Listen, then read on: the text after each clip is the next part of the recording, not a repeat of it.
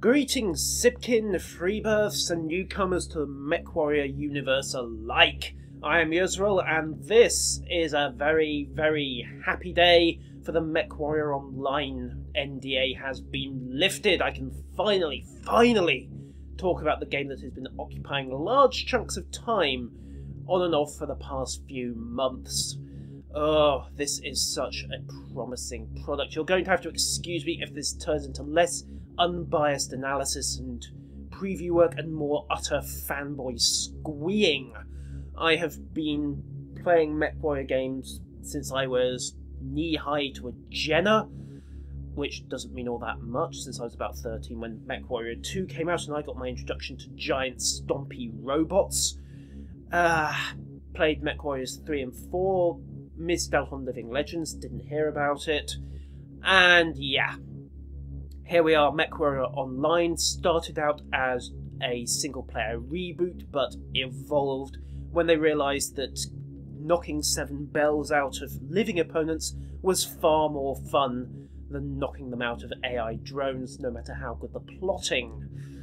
They, in this case, is Piranha, and they've actually had a couple of really interesting ideas from an MMO standpoint.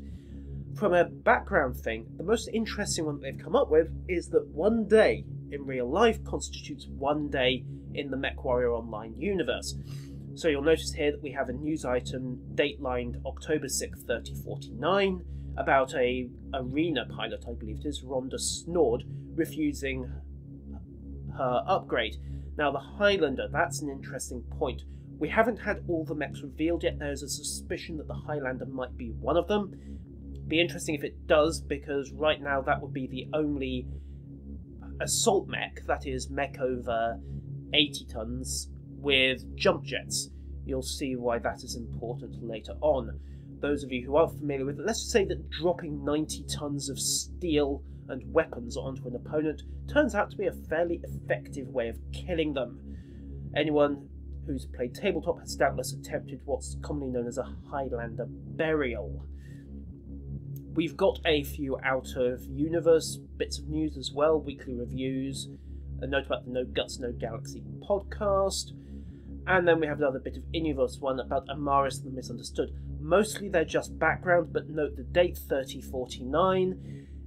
Let's just say things are going to get very, very interesting in about 6 months, because a little event called the Clan Invasion starts up around about November, December 3049 and carries on for the next 6 months to a year. That could get interesting. Moving on, we have also got the Mech Lab. Now, one of the great things about MechWarrior games has always been that you can customise your mech to taste. While you have got the trial mechs, which are free to use, standard fit, can't be customised at all, they do at least have the advantage that you always have access to them, and there are no repair bills attached to these. So if you're new starting out and just finding your feet, or if you have had a bad run of luck and have bankrupted yourself with repair and reload bills, you have at least got some mechs upon which you can fall back. There's one in each weight class: light, medium, heavy, and assault. And you can generally get yourself sorted out from there. However, the perk about the owned mechs, of course, about having your own, is that you have access to all of the chassis, including, for example, the Raven Scout mech, as opposed to the Jenner.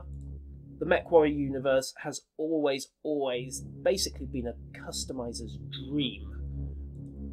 And you can fit it up the way you like, pull equipment on and off pretty much the way you like, even alter the thickness of the armour on each hit location. Yes, the damage modelling in this game is very, very careful. There are also modules which you can fit if you have gathered up the experience to unlock them, and then coughed up the cash and the module slots to put them in. So, that is the Mech Lab. You are limited, obviously, by your tonnage limit. A Jenner cannot weigh more than 35 tons, the number of hard points, the amount of space you physically have in the hull, and not a lot else, only your imagination, really. The Pilot Lab is essentially the equivalent of a talent tree. You have options for per mech, so you can unlock, usually they're 2.5% improvements in given areas. So twist X increases the amount I can twist, so we'll unlock that one. And badum, now that's done. Now this is a pain in the neck.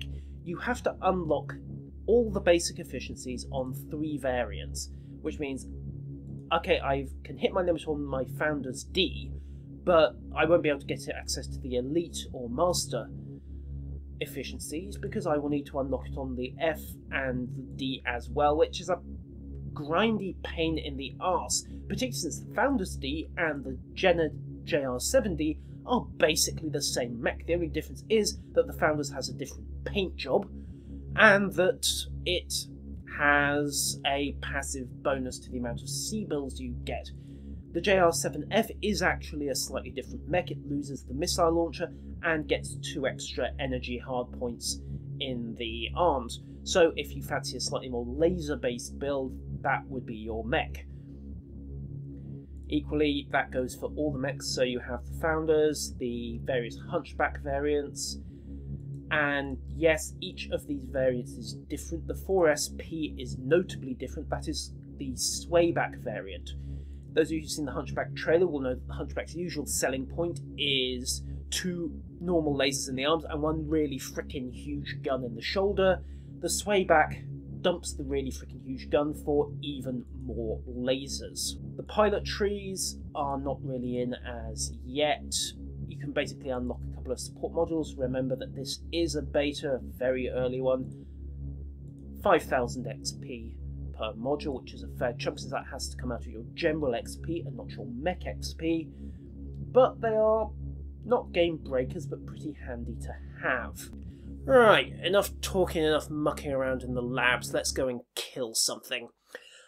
Only game mode at the moment is Assault. This is 1/2 wipe out the enemy team, 1/2 capture their end zone. Getting either of those wins you the match. It's typically 8 a side, and the matchmaking's pretty decent. It will attempt to match mechs by class rather than exact ton for ton weight matching, which usually guarantees a fairly even game, although there is still a tendency therefore to take the heavier mechs in each class to try and get a tonnage advantage. So in this case we've got multiple heavies. I'm in an Atlas, the 100-ton beast of the game, that also seems to be serving as its figurehead. We've got 1 Raven scout mech, that little chap there, and 3 catapults, which are generally artillery mechs. C variants, like the one on the right, are primarily artillery missiles, and the K variant on the left dumps the missile launchers in favour of a really friggin' huge gun. It's worth noting that we have 1 mech on the team that isn't moving. Now, AFKs and dropped connections are a bit of a problem here. They haven't yet put in any kind of anti-AFK code that I'm aware of, and perhaps that's something they need to add. Back onto plus points, however, graphically this is based off CryEngine 3, so naturally it is absolutely friggin' gorgeous to look at, and the audio is similarly nicely designed. It's very meaty, very weighty, and everything has a real impact to it. In fact, I'm just going to shut up for a moment and let you listen to the sound effects in this.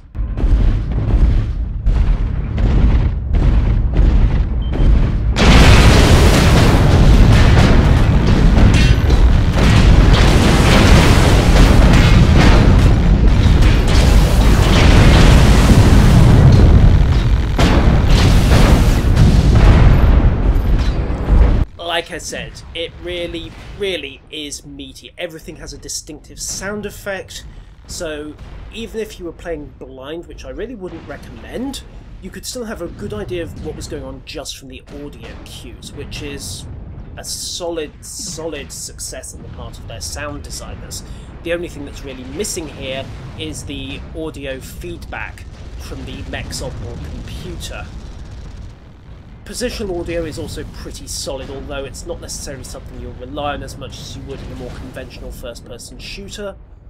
Controls are by and large nice and tight. It's a little difficult to adapt at first, particularly if you're used to first-person shooter mouse and keyboard conventions, but you will do that fairly quickly, and yeah, should probably move before he gets any more volleys in. Ouch. Okay. Damage modelling is very detailed. Essentially, you have multiple hit locations. You can see them marked on both my status display in the lower left corner and the target display in the upper right. Or you could if I hadn't just lost lock on that guy. There we go. And everything is modelled, basically. So you can take out individual weapon systems, you can knock off whole torso sections once you strip the armour. And the aim basically is to take out either the cockpit, killing the pilot, or the engine, which shuts down the mech. Other things to note, of course, friendly fire is in the game, as is the fog of war. If you don't have an enemy mech on sensors, i.e. if it isn't in your field of view, it won't show on the minimap, so it's quite possible to get ambushed fairly viciously by a competent enemy team. In addition, sensors don't pick up a powered down enemy mech, so again, ambushes are a distinct possibility. Or you can just stand around the corner and shoot a guy up as he walks into your fire. Either works.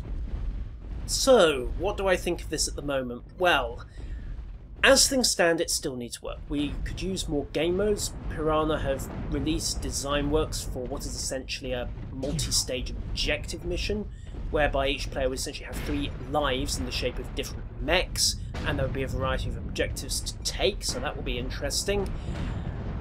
Vanilla Deathmatch probably wouldn't work with this game because of the emphasis on damage modelling and subsystem damage in the rules. An expanded choice of weapons wouldn't hurt either. The lasers are pretty much fleshed out, small, medium and large, both vanilla and the more rapid firing but shorter ranged pulse lasers. Missiles, short and medium range both kinds. We could perhaps again flesh out the range with Streak SRM 4 and 6 types. Ballistic weapons perhaps need the most expansion. We don't have the variant ammo types in for things like the long-barreled autocannon, and at the moment the 5 is the only ultra autocannon in play.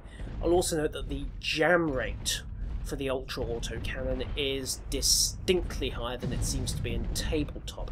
I think they were citing something like 1 time in 10 if you use the higher fire rate for an ultra AC at the moment. In tabletop it's 1 in 36. However, all of these things can come during balance passes. So, at the moment, ladies and gentlemen, as you may have guessed, I love this game, and I am probably going to be doing more footage of it at some point. Until then, enjoy the game.